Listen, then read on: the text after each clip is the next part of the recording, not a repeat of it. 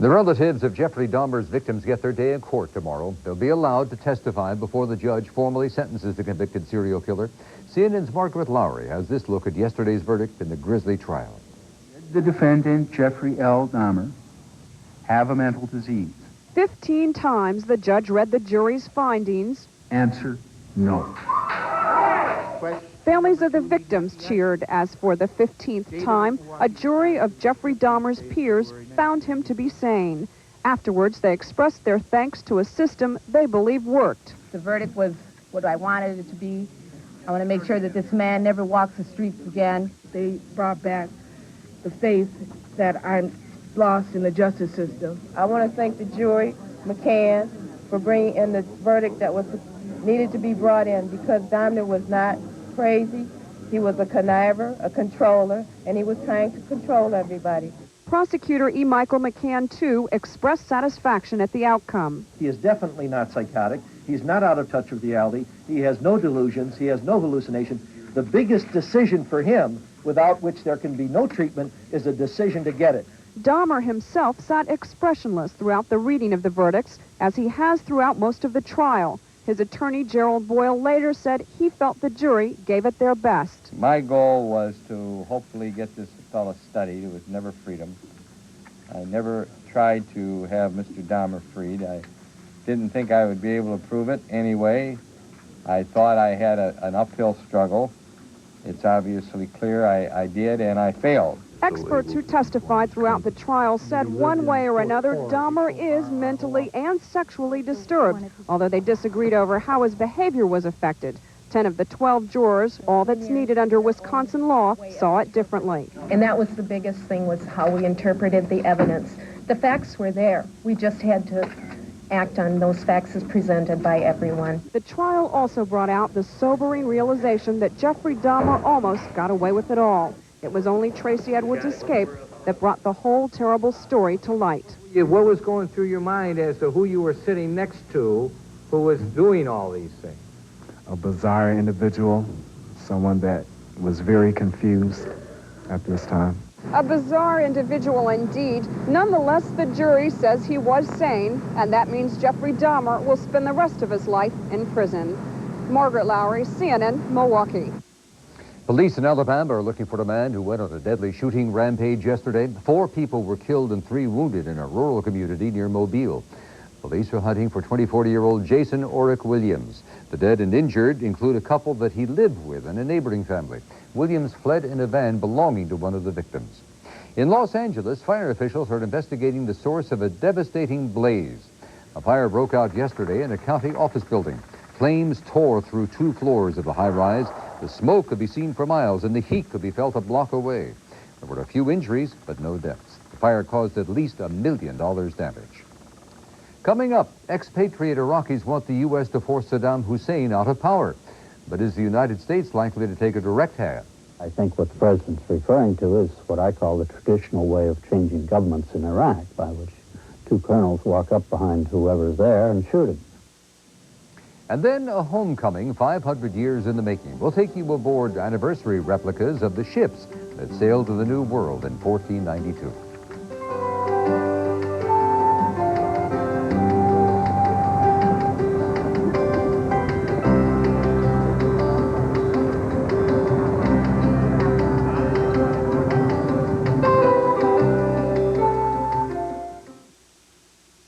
This CNN News Quiz is brought to you by Pearl Vision Center and Pearl Vision Express. Have you got your pearls on?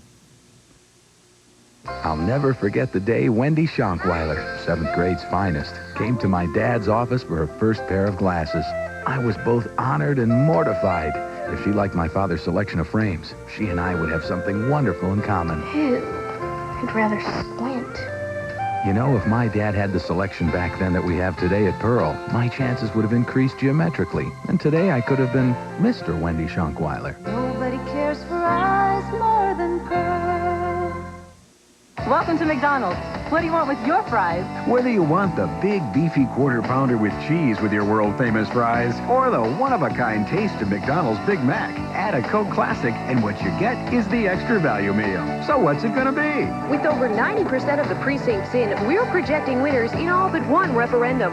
What do you want with your fries? Still too close to call. What you want is what you get. The extra value meal. And McDonald's today. What do you want with your fries? We've been telling folks for some time now about the fresh squeezed taste of Tropicana Pure Premium Orange Juice. However, there's a certain segment of the population who prefer their juice the way Mom used to make it, full of juicy bits of real orange. For those folks, there's Pure Premium Home Style. So if you like juicy bits, no other major brand comes closer to this than this. Tropicana Pure Premium Home Style. No matter which you prefer, with juicy bits or without, you just can't pick a better juice than Tropicana. Brave the untamed lands of the Canadian wilderness, march back in time to the Civil War, and blaze new trails through the Moroccan desert. Tonight, experience National Geographic Explorer, 9 Eastern on TBS.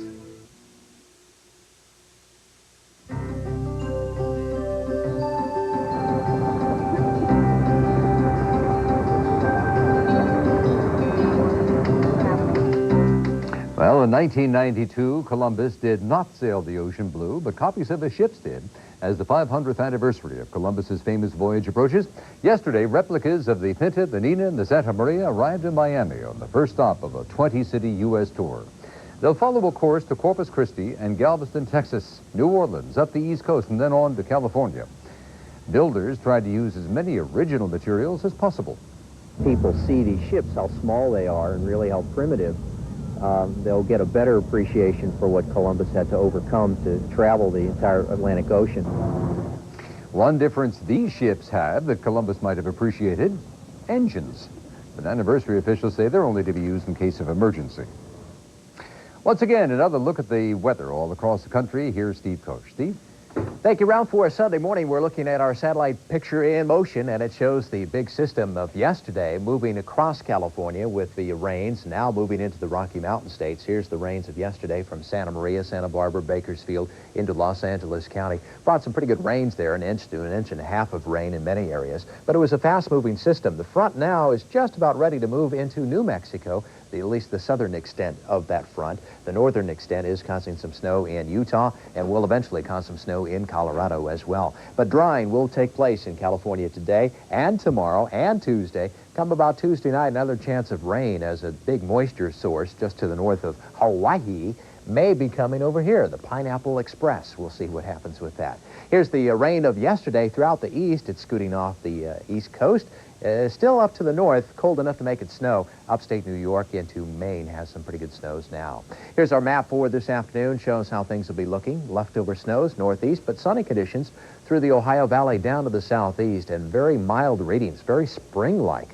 You'll find temperatures in the 60s and 70s throughout this area. Your snowflakes flying from Wyoming into Utah and also in Colorado. Northern mountains of Arizona and as well as New Mexico will pick up some snowflakes today. So a snowball fight is anticipated this afternoon. But drying conditions today. And for Monday, we anticipate more of the drying weather in California. But the snowflakes will continue to fly along the front range of the Rockies. Rain will be spreading through the central plains, northern plains, spreading northward as this warm air front is moving over the somewhat cooler air to the north. But look at this. Here's another shot of some cooler air moving in. Today and tomorrow, we're going to see some very mild readings over most of North America. Just some 20s in northern Minnesota, and that's it. Very mild day. Here's a rundown of some activities taking place across the country. A little weather disturbance in the Gulf of Mexico going to move across Florida today. That means Daytona Beach will see some cloudy skies, perhaps a few stray rain showers in that area. Lots Dutchman days in Apache Junction, Arizona. Talent show, bluegrass music, carnival, and a parade. Cloudy at about 62. Other forecast now on your screen.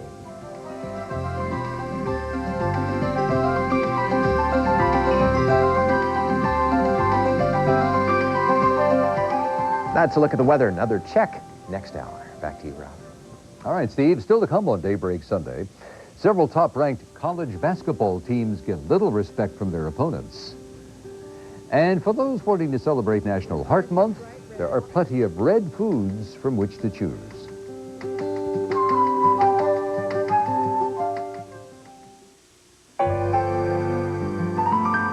want to be together, but not too close together.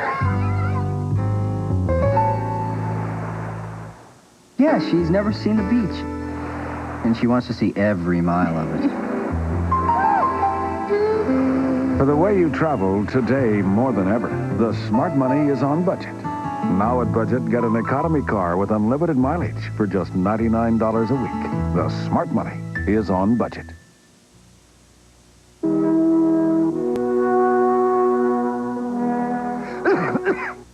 In Switzerland, Ricola has been soothing sore throats and relieving coughs naturally for over 60 years. Ricola is a blend of 10 organically grown alpine herbs and natural flavors, providing pleasant-tasting natural relief. Ricola, the natural choice for soothing sore throats and relieving coughs naturally. You'll find so much in Texas, it's like visiting a whole other country. When you call 1-800-8888-TEX, you'll get this free 264-page Texas travel book. Come on. For instance, you can stretch out on over 600 miles of clean, sunny Texas beaches. And if you live to shop, are you in for a treat? Call 1-800-8888-TEX, or just ask them. Or you can even ride the range on a real Texas nude ranch. Oh. Go! Go!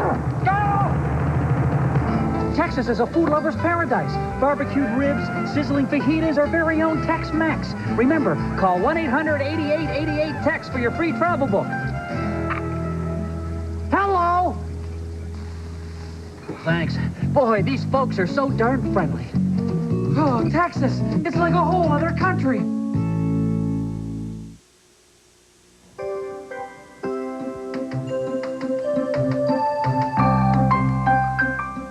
You've been following the Winter Olympics. You know the United States didn't start out too strong last week, but they're coming along now. Mark McKay with that. The momentum might be picking up right about now. You are at the halfway point of the 92 Olympic Winter Games, and the U.S. has equaled its 88th medal-winning performance. The U.S. now has a total of 6 medals, including 3 golds. Now, you'd be reaching if you expected the two-man bobsled team to strike gold today in La Plagne. Herschel Walker and his teammate Brian Scheimer finished 9th after Saturday's first 2 heats. They would pull in 7th overall after today's final bobsled run. That's because Switzerland took the gold, with Germany 1 and Germany 2 taking the silver and the bronze. Norway won its 5th gold medal in today's men's super giant slalom event at Valestère. Frenchman Frank Bacard, the defending Olympic Super G champion, fell early and never finished. The men's biathlon gold goes to Germany, with the unified team taking silver and Sweden the bronze. The U.S. ice hockey team is resting up for its showdown with Sweden Monday. Last night, Team USA warmed up for the Swedes by keeping Poland winless at the games. Another splendid performance turned in by U.S. goalie Ray LeBlanc. LeBlanc stopped 24 shots, and the game was scoreless for a period in the half until Team USA got on the board in the second period. Scott Young with the steal, the pass, and then the goal by Scott McKeckern. He's there and puts it away. U.S. up on 1-0. Second period, off the face-off. It's Clark Donatelli with the slap shot. It ricochets off the defenseman. Tim Sweeney's there for the backhand. Team USA records its second shutout of the games. First time that's happened since 1936. In case you didn't hear, Paul Wiley of the United States was the silver medalist in men's figure skating Saturday night. Victor Petrenko took the gold, and Dan Jansen finished just out of the medal round of the men's 500-meter speed skate. He'll have one last chance Tuesday in the 1,000-meter event. It looked as if Iowa State would become just another victim of the mighty Oklahoma State Express Saturday in college basketball. That's till the Cyclones got a second wind in the second half and beat the nation's #2 team. Iowa State down by as many as 18 points early in the second half till Lauren Meyer puts in that beautiful shot, and the comeback is on. Cowboys with a 2-point lead. It's Justin Thigpen with a drive. He scores to tie it. The Cowboys then miss a last-second shot in regulation, and the game goes to overtime in the extra session. Fred Hoiberg in the lane, gets the 2. He's